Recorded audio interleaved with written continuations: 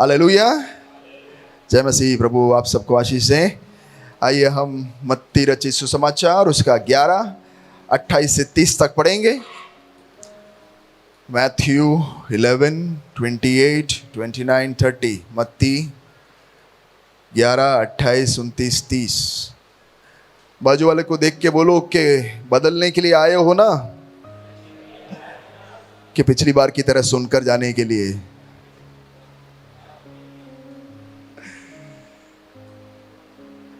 और जवाब दो, मेरी मर्जी। मैं सुनूं, मैं बदलूं, मेरी मर्जी, तुमको क्या। सही बात है। प्रभु भी उसे स्वीकार करता है, प्रभु भी उसके लिए ओके बोलता है। हम जब बोलते हैं कि मेरी मर्जी, प्रभु बोलता है यस, सही कहा। लेकिन हमारा जीवन दिख जाता है कि हम वैसे के वैसे ही है या बदलते हैं। हालेलुया। मत्ती 11, 28 से 30 हम पढ़ेंगे। हे सब परिश्रम करने वालों और बोझ से दबे लोगों, मेरे पास आओ, मैं तुम्हें विश्राम दूंगा। मेरा जुआ अपने ऊपर उठा लो और मुझसे सीखो, क्योंकि मैं नम्र और मन में दीन हूं, और तुम अपने मन में विश्राम पाओगे। क्योंकि मेरा जुआ सहज यानी हल्का है और मेरा बोझ हल्का है। आमीन। हालेलुया। पढ़ लिया सब लोगों ने? निकाल लिया सब लोगों ने? एक और बार 28 में हम आएंगे। Come to me, all you who labor and are heavy laden, and I will give you rest. हे सब परिश्रम करने वालों और बोझ से दबे लोगों, मेरे पास आओ, मैं तुम्हें विश्राम दूंगा। ऐसे जब मैं आपसे कहता हूं तो आप सब कहते हो कि हाँ, ये मैं ही हूं। मैं ही बहुत थक गया हूं, बहुत परेशान से, मैं बोझ से लदा हूं, दबा हूं भैया। काम काम, इधर से उधर भागना, सुबह से शाम, नौकरी करते हुए, पैसे कमाते हुए, बिलों को चुकाते हुए, खाना बनाते हुए, इधर से उधर जाते हुए, भैया मैं बहुत थक गया हूं, बहुत बहुत थक गया हूं। ये वचन बिल्कुल मेरे लिए नहीं, आपके लिए नहीं है। शरीर में थक गए हो तो थोड़ा आराम कर लेना, ठीक हो जाओगे दूसरे दिन सुबह।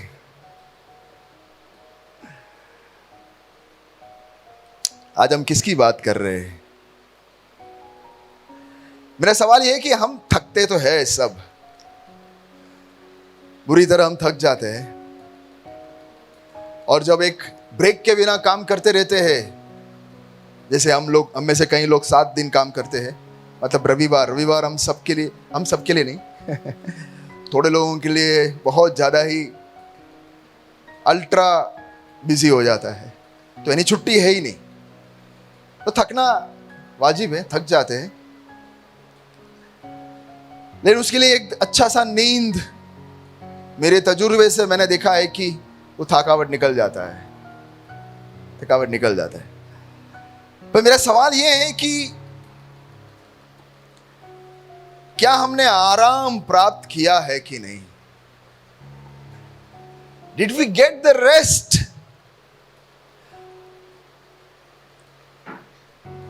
कि हमारे जिंदगी में वो आराम है?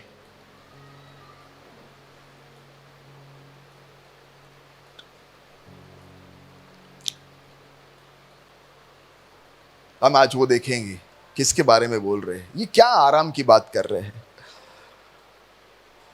मेरे पास आओ, मैं तुम्हें विश्राम दूं। कौन सा विश्राम की बात कर रहे हैं हम? अगर हम दुनिया वालों को देखें तो दुनिया वालों के लिए आराम मतलब बता सकता है कोई? दुनिया वालों के लिए आराम मतलब, चलो इसका 2 एंगल है। उनके लिए आराम मतलब और कुछ भी हो सकता है, लेकिन एक प्रभु के जन के दृष्टि से या प्रभु के दृष्टि से बाहर वाले के लिए आराम का मतलब क्या? उनको विश्राम की जरूरत है, मतलब क्या हो सकता है? सोच सकते हो, हमें सोचना चाहिए। मसीह लोग, बपतिस्मा पाए हुए लोग बैठे हैं, हम जब हमारे दोस्त लोग हमारे साथ काम करते हैं, हमारे साथ पढ़ते हैं, हमारे साथियों को देखते हैं, तो ये वचन उन पर कैसे लागू होता है? उनको क्या विश्राम चाहिए?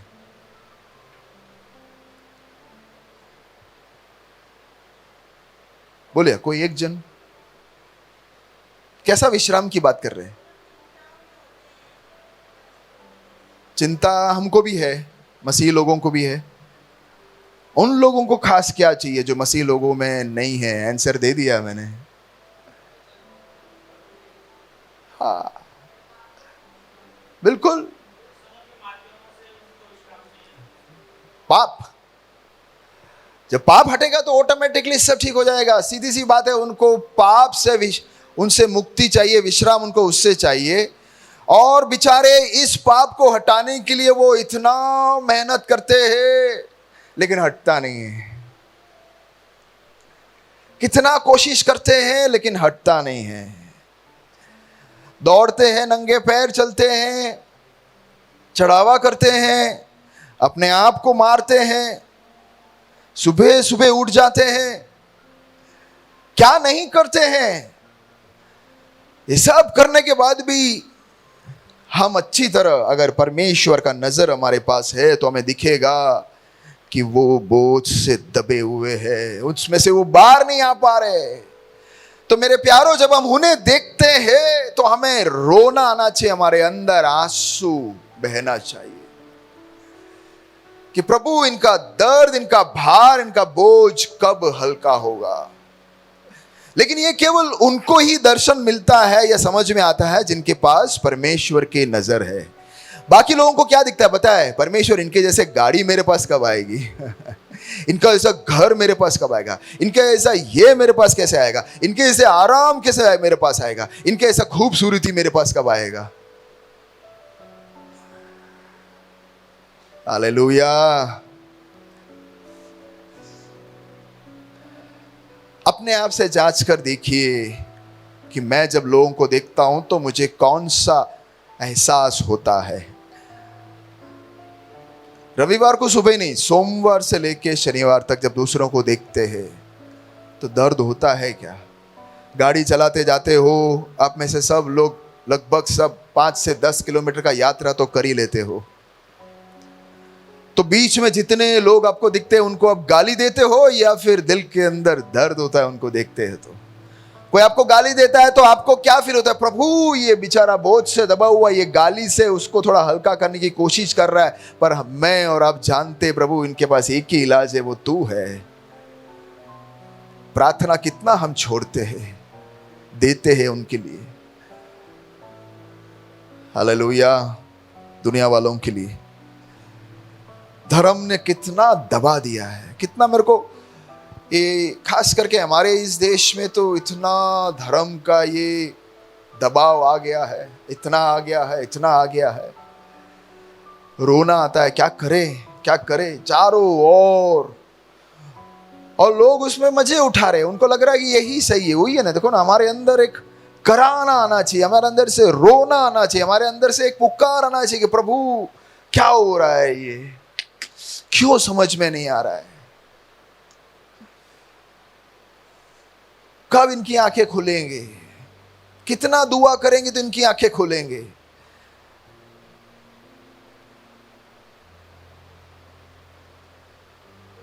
हालेलुया। प्रभु उनको भी देखकर कह रहा है, खास करके उनको देखकर कह रहा है कि मेरे पास आओ। हम जानते, मैं और आप एक चीज जानते अच्छी तरह, कोई एक ही जगह में उनको विश्राम है। कितना भी भागे, कितना भी कर ले, कुछ भी कर ले, एक चीज हम अच्छी तरह जानते कि उनको एक ही जगह विश्राम है, वो सत्य। हालेलुया।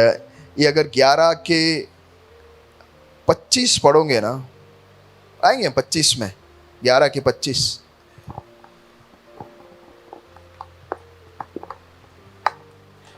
उस समय यीशु ने कहा, हे पिता, स्वर्ग और पृथ्वी के प्रभु, मैं तेरा धन्यवाद करता हूं कि तूने इन बातों को ज्ञानियों और समझदारों से छिपा रखा समझ में नहीं आता है उनको, देखते लेकिन उनको दिखता नहीं है, देखते हुए नहीं देख पा रहे हैं, लेकिन हम पर प्रकट किया है। हालेलुया, कितना सौभाग्यशाली है हम। सिंपल बात मैं ये बता रहा हूं, शुरू कर रहा हूं इससे। बोझ से दबे हुए लोगों को परमेश्वर एक निमंत्रण दे रहा है हमारे द्वारा। मेरा प्रार्थना ये है कि आप लोग, हम सब की आंखें उनके हृदय की ओर और उनकी असली अवस्था की ओर आंखें खुल जाएं। उनका वो बाहरी रवैये की ओर नहीं, उनकी बाहर का जो एटीट्यूड की ओर नहीं, उससे हमें अफेक्ट या असर हमारे अंदर नहीं होना है। बाहर वो कुछ भी करे उससे हमें असर नहीं होना है। वो कितना भी हमें ताना मारे, वो कितना भी हमें गिराने की कोशिश करे, हमें अंदर से उनके असली हाल को देखना है। एक चित्र देखना है, जैसे वो बहुत बड़ा एक भार को लेकर दबे हुए हैं और हर दिन दबते दबते दबते दबते जा रहे हैं। ये सीन क्या हम देख सकते हैं? तब हम गुस्सा नहीं करेंगे, तब हमको कुछ बुरा नहीं लगेगा, फर्क ही नहीं पड़ेगा जब हम उनके असली हाल को, उनके, और आखिर में जाके दबकर सर्वदा के लिए दब जाएंगे। वो जब हम सोचेंगे तो केवल प्यार के अलावा मेरे प्यारों क्या निकल सकता है हमारे हृदय से? हमारे बारे में हम कैसे सोच सकते? मुझे ये बात समझ में नहीं आती। जब असली उनका दृश्य को हम देखेंगे तो हमारे बारे में हम कैसे सोच सकते?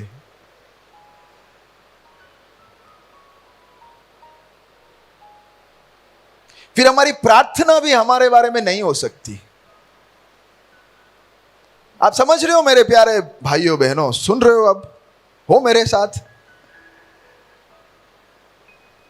अरे भाई बैठना, सुबह सुबह आराम से जीने देने यार, क्या है? हालेलुया। प्रार्थना करे, प्रभु से कहे कि प्रभु कब मुझे तेरा वो नजर मिलेगा, कब मेरा जीवन बदलेगा, कब मैं रूपांतरित हो जाऊं, कब मैं ये 5 साल 10 साल से मैं जिस तरह जी रहा हूं उसमें इतना सा भी फर्क के बिना मैं, क्या कंसिस्टेंसी है मेरा, जोरदार जैसे हूं वैसे ही खड़ा हूं, ये धुआंधार प्रचार कुछ भी हो जावे मैं नहीं हिलता। ये परिस्थिति को बदल हम में से कितने लोग बोलेंगे? हालेलुया। कहीं, ठीक है चलो, वो एक बात थी, ये प्रार्थना, ये ऐलान। मत्ती 11:28 में वापस आए हैं। ये एक फरमान परमेश्वर दुनिया वालों के लिए तो दे रहा है हमारे द्वारा, लेकिन अब हम थोड़ी देर हमारे और आते हैं। परमेश्वर हमसे भी कह रहा है। अब पहला सवाल का जवाब तो आपने दिया नहीं, कोई बात नहीं, हाँ थोड़ा दिया आपने, लेकिन अब दूसरा सवाल, जब ये वचन हमारे लिए होता है, ये फरमान जब हमारे लिए जारी किया जाता है कि हे सब परिश्रम करने वालों और बोझ से दबे लोगों मेरे पास आओ, मैं तुम्हें विश्राम दूंगा, हमसे जब कह रहा है, तब उसका मतलब क्या है?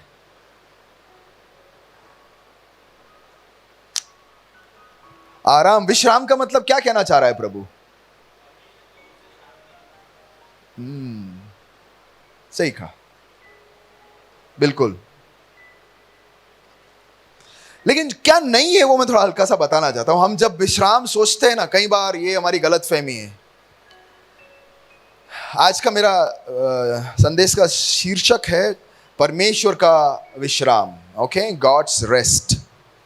क्या है वो परमेश्वर का विश्राम? यानी क्या आप क्या चाहते हो? आपके मन से पूछो कि परमेश्वर तुम्हें पूछेगा बेटा मैं तुम्हें विश्राम देना चाहता हूं, तो हमारे मन में क्या गुब्बारे फूटते हैं, क्या हम सोचते हैं, क्या मैं चाहता हूं? आप आपसे जवाब दीजिए कि विश्राम यानी क्या चाहते हो?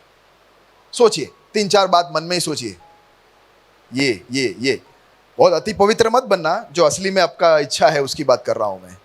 क्या हम चाहते हैं? सोच लिया आप लोगों ने?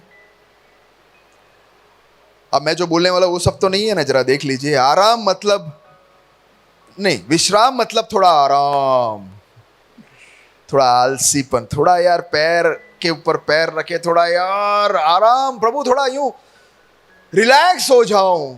अगर वो आपके दिमाग में पिक्चर आ रहा है तो वो परमेश्वर की ओर का विश्राम नहीं है।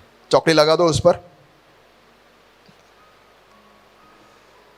विश्राम में नहीं, अब मैं बहुत काम कर चुका हूं, अब मुझे प्रभु काम से विश्राम दे दे। अगर वो है तो उसको भी चौकड़ी लगा दो, परमेश्वर की ओर से वो नहीं है। पहले दिन से परमेश्वर कार्य करता है, आज भी कार्य करता है, हमेशा के लिए परमेश्वर काम करने वालों में से है। मेरा परमेश्वर आलसी नहीं है और वो आलसियों को पसंद भी नहीं करता। और विश्राम यानी आलसी नहीं, तन तोड़ मेहनत करना है। करना तो है ही, हर एक जन को मेहनत करना है। परमेश्वर से आप ये पूछ रहे हो विश्राम, तो ये गलत प्रार्थना जा रही है। विश्राम पूछोगे तो परमेश्वर और काम देगा। हम आगे देखेंगे विश्राम का मतलब क्या है।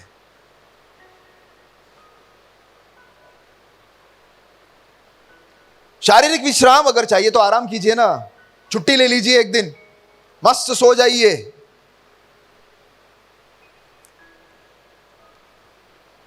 अगर विश्राम का मतलब आपके मन में छुट्टियां है, परमेश्वर के विश्राम की बात कर रहा हूं, तो वो भी परमेश्वर की ओर से नहीं है। कम से कम इस पृथ्वी में अभी नहीं है।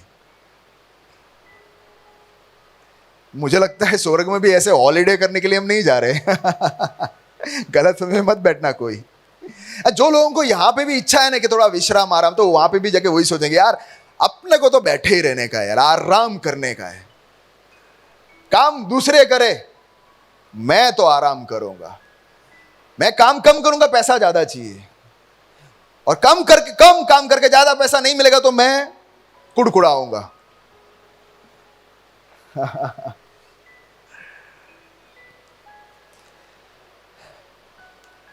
कितने चौकड़ी लगे आपके? 2-3 लग गए और आ रहा है, और चौकड़ियां आ रही है। विश्राम मतलब मुझे, मैं जो सपने देखता हूं, मैं जो चाहता हूं वो सब मुझे मिल जावे, वो मेरा विश्राम है। वो कुछ सोच रहे हो तो चौकड़ी लगा दो उसके ऊपर भी। परमेश्वर का विश्राम वो नहीं है।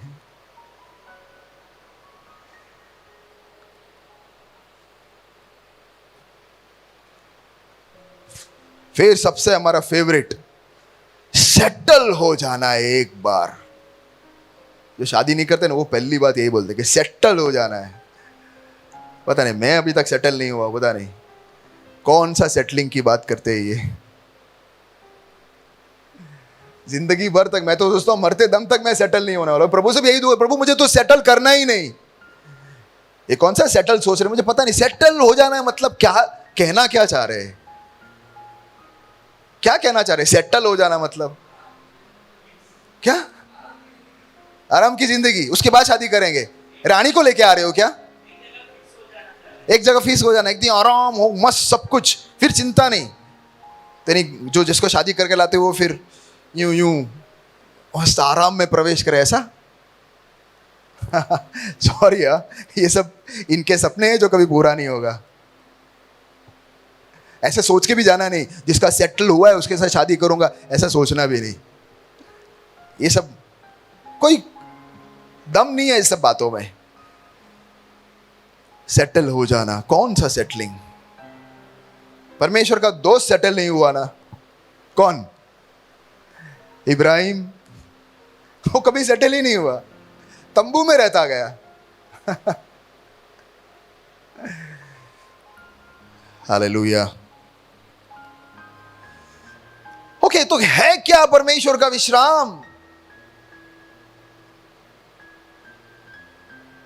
हे सब परिश्रम करने वालों और बोझ से दबे लोगों, मेरे पास आओ, मैं तुम्हें विश्राम दूंगा। यानी विश्राम की जरूरत तो है, सही बात है कि नहीं? विश्राम की जरूरत तो है, और परमेश्वर भी चाहता है विश्राम आए, लेकिन हमारा नजरिया बदलना है। कौन सा विश्राम की बात कर रहे हैं, वो नजरिया बदलना है। और परमेश्वर नहीं चाहता है कि ऐसे दबके रहो, बोझ से इस तरह से दब जाओ कि परमेश्वर के विश्राम को मिस करे। हालेलुया। क्या है परमेश्वर का विश्राम? यूहन्ना 14 उसका 27, जॉन 14:27 में कहते हैं परमेश्वर की, मेरा शांति मैं तुम्हें देकर जाता हूं जो दुनिया नहीं दे सकती। जो शांति तुम्हें दुनिया नहीं देती है वो शांति मैं तुम्हें दे रहा हूं। हालेलुया। क्या है ये शांति? फिलिपी 4:8 में लिखा है कि सारे समझ से परे। फिलिपियंस 4:8 में लिखा है कि पीस दैट पासeth ऑल अंडरस्टैंडिंग।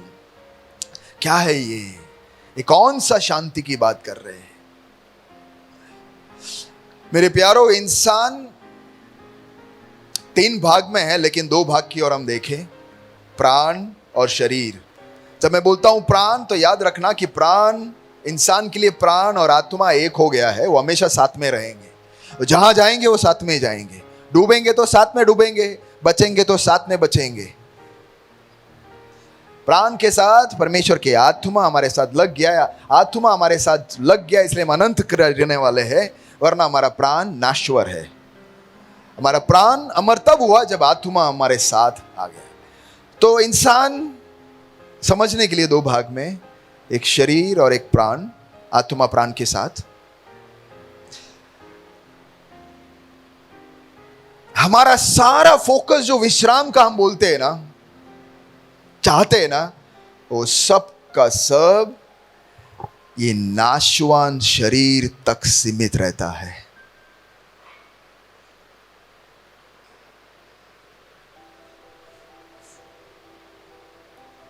लेकिन परमेश्वर इससे आगे जाकर कहता है कि जब तुम्हारे प्राण, when you have rest in your soul, then you are truly rested. जब तुम्हारे प्राण में जब शांति और आराम मिलेगा, तब वाकई में तुम शांति और आराम, विश्राम पाओगे। हालेलुया। तो विश्राम हमारे प्राण को चाहिए, इनसाइड आउट। हम कोशिश, दुनिया वालों की तरह हम भी कोशिश करते बाहर से इसको थोड़ा ये देखकर वो देखकर, जा सो जा बेटा, थोड़ा आराम कर, थोड़ा ये देख ले, 3 घंटा ये देख ले, थोड़ा लगा ले, थोड़ा घूम किया, ये कर किया, सब ठीक हो जाएगा। प्राण फिर भी बेचैन।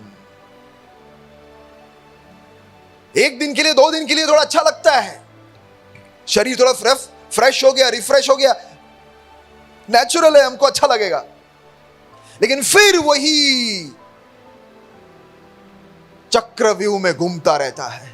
मेरा ये क्या होगा, मेरा वो क्या होगा, मेरा इसका क्या होगा, मेरा उधर जाऊंगा तो क्या होगा, मेरा भविष्य क्या होगा, मेरे बच्चों का क्या होगा, मेरे, इसके अंदर हम घूमते ही रहते हैं। शरीर को आराम मिल गया, लेकिन अभी भी हम डिस्टर्ब्ड हैं, अभी भी हम अपने में नहीं है, अभी भी हम फुल नहीं है, अभी भी हमारा पोटेंशियल, हमारा क्षमता बाहर नहीं आ रही है, अभी भी हम बेकार है। शरीर तंदुरुस्त है, अच्छा है, हट्टा कट्टा है, खाना खाते, सब कुछ करते, भागते हैं, लेकिन कोई काम का नहीं, क्योंकि अंदर से टूटे हुए हैं। मसीह लोगों के बारे में बोलता हूं, हारे हुए, थके हुए हैं। परमेश्वर का विश्राम से हम वंचित हैं। हालेलुया।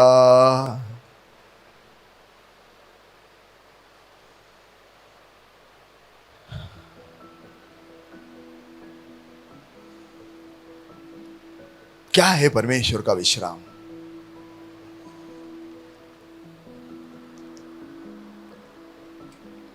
जल्दी से जाएंगे। परमेश्वर का विश्राम, जैसे घनश्याम ने पहले कहा, प्राण में शांति, लिख लो ना दे, लिख लो, शांति, अंदर शांति, एक क्या बोलते हैं, फियरलेसनेस, निडरता, सुरक्षा, एक भार बिना, बोझ बिना का जिंदगी, एक संतृप्ति की जिंदगी, एक फुलफिलमेंट। या तो फिर ऐसा कि मैंने हासिल कर लिया है, मुझे जो चाहिए मुझे मिल गया है। वो एक तृप्ति का जिंदगी को बोलते हैं कि हमने परमेश्वर का विश्राम को प्राप्त किया है। Again in English, rest is peace, fearlessness, security, burdenless, satisfaction, fulfillment। ये सब हमारे यहां प्राण की जरूरतें हैं। और जब प्राण और आत्मा जब ये इससे तृप्त हो जाएगा, हालेलुया हालेलुया। अब मेरी बात ध्यान से सुनना मेरे प्यारो, मैंने कहा ना अंदर से बाहर है। जब प्राण इस सब वस्तुओं से, परमेश्वर की ये विश्राम और भी बहुत है, इस सब से हम जब भर जाएगा तो बाहर चाहे आंधी हो, तूफान हो, शरीर टूट रहा हो, चाहे मैं कर्जे में हूं, चाहे मुझे कल का पता नहीं, लेकिन मैंने परमेश्वर के विश्राम को पा लिया। और वो व्यक्ति सही में आशीषित व्यक्ति है। हालेलुया। क्या हम बोल सकते हैं जोर से चिल्लाकर हालेलुया? हालेलुया। बहुतायत का जीवन उसे कहते हैं। प्यारो, हम दुनिया को देखने वाले नहीं होने चाहिए, दुनिया हमें देखने वाले होनी चाहिए। कोरोना के समय में हम जानते हैं, हम सबका देसी भाषा में बोले तो वाट लग गई थी, तो मेरी भी लगी थी। क्या बताऊं, दशा तो बहुत खराब था, लेकिन मैंने परमेश्वर के विश्राम को अनुभव किया मेरे प्यारो। हालेलुया। सही में कभी कभी बोलता परमेश्वर धन्यवाद कोरोना के लिए, मेरे जीवन में तो तूने सिखा दिया कि तेरा विश्राम काफी है। God is enough for me. मुझे पता चल गया वो है तो सब कुछ है। उसका आराम मुझे अगर मिल गया, फर्क नहीं पड़ता। दिल से मैं आपको कहता हूं, फर्क नहीं पड़ता।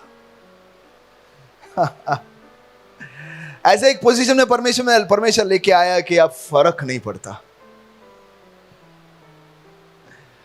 हालेलुया। ऐसा कुछ भाग दौड़ नहीं रहा हूं जो मुझे पूरा करना है।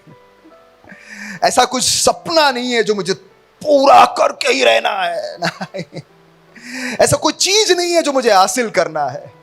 ऐसा कोई वस्तु ही नहीं जिसके लिए मैं उसके बिना रह नहीं सकता। कुछ नहीं। परमेश्वर के विश्राम ने सबको तोड़ के रख दिया है। हालेलुया। इससे परे क्या हम जी सकते हैं मेरे प्यारों? फिर शिकायत नहीं होगी, हम कुड़कुड़ाएंगे नहीं, असंतुष्टि होगी नहीं। परमेश्वर में आनंदित रहेंगे। हालेलुया। मैं दुआ करता हूं, प्रार्थना करता हूं कि परमेश्वर हमें भर दे राजा तेरे विश्राम से, तेरे विश्राम से भर दे। परमेश्वर ने ये सच्चाई को दुनिया से छुपा कर रखा है, आपको और मुझे दिया है। हालेलुया। परमेश्वर कई बार दृष्टांतों में बात करता है। प्रभु यीशु ने कई बार दृष्टांतों में बात किया। क्यों? सुनने वालों को समझ में नहीं आता था, लेकिन जो समझ में नहीं आता था, जो लोग यीशु के पास जाता था और पूछता प्रभु ये तूने क्या कहा, और वो उन्हें समझाता था। प्यारो, जब तक हम उसके पास नहीं जाएंगे, पूछेंगे नहीं प्रभु तू क्या बोल रहा है, विश्राम मतलब क्या कहना चाह रहा है, तो वो प्रकाश डालेगा। और जब तक परमेश्वर की ओर से प्रकाश नहीं आती उसके हर एक वचन के ऊपर, तब तक हमें उसका भेद समझ में नहीं आएगा और हम छलोछल ऊपर ऊपर में रह जाएंगे और वो जो परमेश्वर का विश्राम है उसे वंचित रह जाएंगे। 26 और 27 में लिखा है, जल्दी में जा रहा हूं, 11, 26 और 27 में लिखा है कि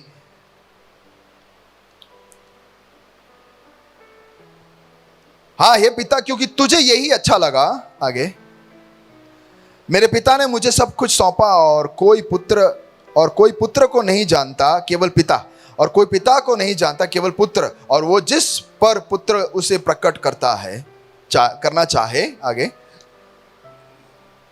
ओके, इन कहना ये चाहता हूं कि ये रहस्य पिता ने पुत्र के हाथ में दिया और पुत्र जो चाहे ने उसको दे सकता है, तो जो मांगेगा उसको ये देगा।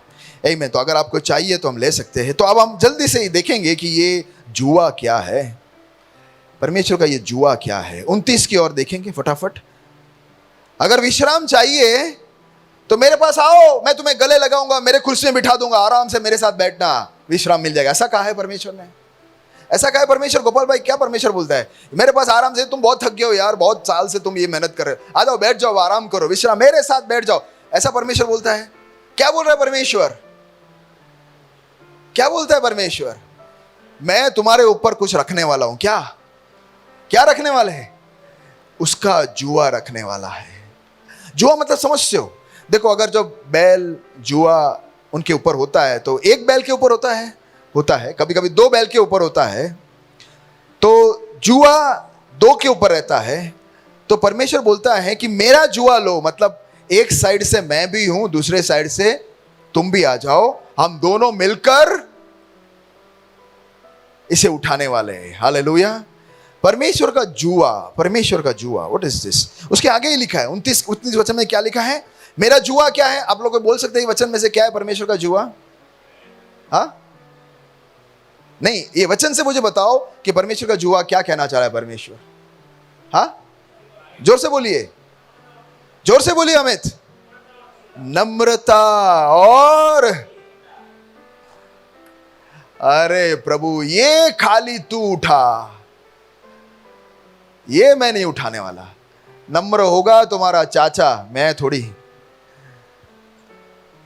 दीनता मैं, नम्र मैं क्यों बनूं? हालेलुया। जब मत्ती 16:25 से 26 में भी लिखा है ना कि मेरे क्रूस को उठाओ और मेरे पीछे चलो, तो क्या परमेश्वर कहना चाहता है? परमेश्वर कहना यही चाहता है कि मेरे चरित्र को तो तुम्हारे ऊपर आने दो, मेरा धीरज को तुम्हारे ऊपर आने दो, मेरा प्रेम को तुम्हारे ऊपर आने दो, मेरे शांति को तुम्हारे ऊपर आने दो, या मेरा स्वभाव, मैं दीन हूं, मैं नम्र हूं, मैं देखता हूं कि मैं किसकी सेवा करूं, मैं देखता हूं कि मैं किसे प्यार बांटूं, मैं देखता हूं कि मैं किसके लिए प्रार्थना करूं। यह परमेश्वर का जुआ है प्यारो। और परमेश्वर का विश्राम पाने के लिए और कोई शॉर्टकट नहीं है इसे पाने के अलावा। जब तक हम परमेश्वर के नम्रता और दीनता और ये उसके स्वभाव के हमारे ऊपर नहीं लेंगे, तब तक वो उसका जुआ हमारे ऊपर नहीं लगता है। और जब तक उसका जुआ हमारे ऊपर नहीं आता है, उसके आराम को हम प्राप्त नहीं करेंगे। और जब तक उसके आराम को प्राप्त नहीं करेंगे, हम अंदर और बाहर दोनों बेचैन रहेंगे। मेरे प्यारो, सच्चा आराम, विश्राम केवल इधर है। ये अनुभव करके हमें देखना है रोज भी रोज। देखो, जब हम अनुभव करेंगे ना, तब हम बता सकते हैं। आइए हम गाना के लिए आ जाए, हीरो आ जाइए, 10:30 बजे आ जाइए, आ ही जाने का। देखिए प्यारो, एक बात समझे कि हम किसी और को प्रभु के बारे में क्यों बता नहीं पाते, आप जानते हो? क्योंकि हम ही वो परमेश्वर के विश्राम को अनुभव नहीं कर पाते। शरण कम, हम ही वो विश्राम को अनुभव नहीं कर पाते। क्यों? क्योंकि हम वो जुए को लेना नहीं चाहते, हम वो परमेश्वर के दीनता को वो लेना नहीं चाहते। वो परमेश्वर का जो स्वभाव है अच्छा लगता है, हम बोलते परमेश्वर तुझ तक सीमित रख, मैं वो नहीं ले सकता। मैं अगर ऐसा लाऊंगा तो लोग मुझे कुचल देंगे, मुझे दबा देंगे, मेरा फायदा उठाएंगे, मेरा नुकसान होगा। अल्लाह, प्रभु यीशु का तो नुकसान ही नुकसान हो गया। उसको तो न्याय भी नहीं मिला। उसको न्याय नहीं मिला तो हम कौन न्याय ढूंढने के लिए भाग रहे हैं मेरे प्यारो? जब मेरे परमेश्वर को न्याय नहीं मिला तो हम न्याय के पीछे क्यों पड़े हुए हैं? ऐसे बहुत सारा न्याय के पीछे हम पड़ेंगे तो परमेश्वर भी बोलेगा ठीक है, मैं भी पढ़ूं क्या तेरे पीछे न्याय को लेकर? दया और करुणा को लेकर वो हमारे पीछे आता है। आज और कल का न्यूज़पेपर देखकर मुझे बहुत दर्द हुआ। मैं कहना नहीं चाहता हूं किस बात को लेकर। न्याय अपेक्षा कर रहे हो आप, मेरे साथ सब अच्छा हो ये अपेक्षा कर रहे हो। अच्छा होगा तो ही मैं अच्छा करूंगा ये आप कहना चाह रहे हो। अच्छों के साथ मैं अच्छा रहूंगा ये आप कहना चाह रहे हो मुझसे। भैया पहले उसने किया ये आप कह रहे हो मुझसे। मैं नहीं छोड़ूंगा ये आप मुझसे कह रहे हो। अगर ये आप सब मुझसे कह रहे हो तो याद रखना, परमेश्वर का विश्राम को हम जिंदगी भर देख नहीं पाएंगे। अगर परमेश्वर के विश्राम को देखना है तो उसका जुआ लेना है। शायद आपने सोचा होगा कि भैया कुछ एकदम सा सरल कुछ फॉर्मूला लेके आएगा और बोलेगा कि ऐसा करो और तुमको परमेश्वर का विश्राम मिल जाएगा। हाश कितना आसान था। जब तक हम उसका क्रूस नहीं उठाएंगे उसका विश्राम नहीं मिलेगा हमको। जब तक अपने आप को हम नहीं मारेंगे तब तक हम उसके विश्राम को अनुभव नहीं कर पाएंगे। हम में से कई लोगों ने उसका विश्राम को कहीं एक बार अनुभव किया फिर छूट ही गया है। प्रभु चाहता है कि दैनिक हम उसके विश्राम को अनुभव करें। हो सकता है हम शरीर से थक गए होंगे, हो सकता है कि मैं सोच रहा हूं ऐसा कुछ हो नहीं रहा है, हो सकता है मेरे हाथ से जो किया बिगड़ता जा रहा है, हो सकता है कि मेरे आजू बाजू में सब आगे बढ़ रहे हैं, हो सकता है कि मैंने कुछ लिया ही नहीं कहीं टाइम से, हो सकता है कि ऐसा फटीचर है मेरे पास। लेकिन मेरे प्यारो इस सब के बीच में क्या आप धन्य बनकर रह सकते हो? तभी रह सकते हैं जब हम कहेंगे कि परमेश्वर तेरा जुआ मुझे दे। कितने लोग ऐसा दुआ करेंगे? कितने लोगों का प्रार्थना ऐसा होगा, प्रभु तू तेरा जुआ दे मुझे, दे, आज मैं तेरा जुआ लेकर ही यहां से जाऊंगा। और उसका जुआ मैंने समझाया क्या है? दीनता, नम्रता, माफी करना, गलत नहीं हूं, मैं नहीं हूं फिर भी सॉरी बोलना, जाने देना, उठाना और झुकना। मैं किसकी सेवा कर सकूं? मैं कौन, किसकी मैं सेवा करूं? कौन है? हालेलुया। धन्यवाद धन्यवाद धन्यवाद। चिखाला रागा बा शांदाला रागा। कई बार मैं सोचता हूं कि संडे सुबह उठकर मैं बोलूं कि आज यार मुझे चर्च में जाने का मूड नहीं है। जैसे आप में से कई लोग बोलते हैं, मुझे इधर दर्द हो नहीं रहा है, अभी होगा, थोड़ी देर में दर्द होगा यहाँ पे, इसलिए मैं नहीं जा रहा हूँ। मैं बहुत थक गया हूँ, रविवार को नहीं जा रहा हूँ। मेरे संबंधी लोग आ गए इसलिए मैं नहीं आ रहा हूँ। मुझे थोड़ा तकलीफ हो गया, मैं नहीं आ रहा हूँ। छोटी छोटी बात है ये तो। जुआ उठाने की बात हम कर रहे हैं, लेकिन अपने आप से हम जांचिए कि क्या परमेश्वर का जुआ उठाने के लिए मैं तैयार हूं। आइए हमारी आंखें बंद करें और एक दुआ करें परमेश्वर से। पूछिए उससे, प्रभु मैं तेरा विश्राम चाहता हूं लेकिन तेरा जुआ नहीं चाहता। ऐसा तो कहीं नहीं है। प्रभु तेरे ओर से आने वाला विश्राम मैं चाहता हूं, वो तू दे।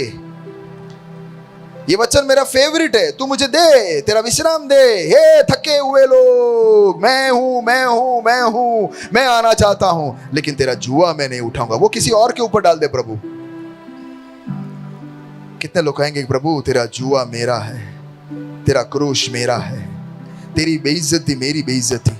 प्रभु मेरा हालत होने दे चलेगा, लेकिन उस विश्राम को मैं चुकना नहीं चाहता। ओ राज कर प्रभु। कितने लोग कहेंगे कि राज कर प्रभु मुझ में? कितने लोग कहेंगे कि राज कर प्रभु मुझ में? राज करने देंगे तो उसका राज्य आएगा और उसके राज्य के साथ ही उसका विश्राम आता है। बिना उसके राज्य के विश्राम को अपेक्षा मत कीजिए। धन्यवाद। मैं थक ना जाऊं प्रभु, नहीं थकना है तो उसके राज्य में प्रवेश करना है, उसके जुआ को उठाना है। हो ये जब तक ये जान है प्रभु, मुझे समझा मेरे राजा, संग तेरे वो है रहस्य प्रभु, तेरे संग में रहूं, मैं थक ना जाऊं प्रभु, ये तेरे संग में रहना इस चाहता हूं। जिंदगी में कभी, जब तक ये जान है प्रभु, संग तेरे रहना संग चाहता हूं। तेरे रहना